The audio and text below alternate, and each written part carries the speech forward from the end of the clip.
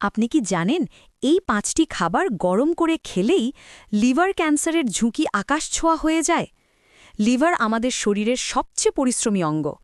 প্রতিদিন এটি রক্ত থেকে টক্সিন ও বর্জ্য ছেঁকে ফেলে। কিন্তু আপনার একটাই অভ্যাস, বারবার গরম করে খাওয়া, এই লিভারকেই ধীরে ধীরে নষ্ট করে দিচ্ছে।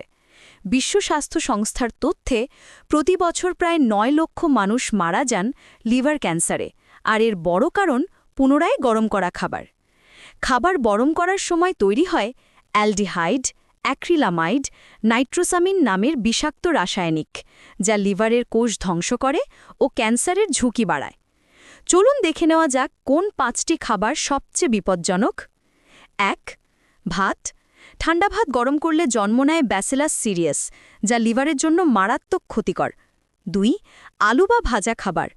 পুনরায় গরম করলে তৈরি হয় অ্যাক্রিলামাইড, সম্ভাব্য ক্যান্সার সৃষ্টিকারী রাসায়নিক। ৩. মুরগি ও ডিম। বারবার গরম করলে প্রোটিন ভেঙে HCA তৈরি হয়, যা লিভার ও কোলান ক্যান্সারের ঝুঁকি বাড়ায়। ৪. শাকসবজি। পালং, বিট, গাজর, বাঁধাকপি। গরম করলে নাইট্রেট রূপ নেয় নাইট্রোস্যামিন A, যা লিভারের DNA ক্ষতি করে। ৫. দুধ ও দুধজাত খাবার। বারবার গরমে তৈরি হয় অক্সিডাইজ ফ্যাটি অ্যাসিড, যা লিভারে প্রদাহ ঘটায়। বিশেষজ্ঞদের মতে ৭০ ডিগ্রি সেলসিয়াসের বেশি তাপে খাবার গরম করলে প্রোটিন ভেঙে ক্ষতিকর যৌগ তৈরি হয়, যা ফ্রি র্যাডিক্যাল বাড়িয়ে লিভারের কোষে মিউটেশন ঘটায়। তাহলে সমাধান কি?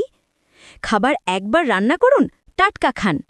বেঁচে গেলে ফ্রিজে রাখুন, কিন্তু বারবার গরম করবেন না।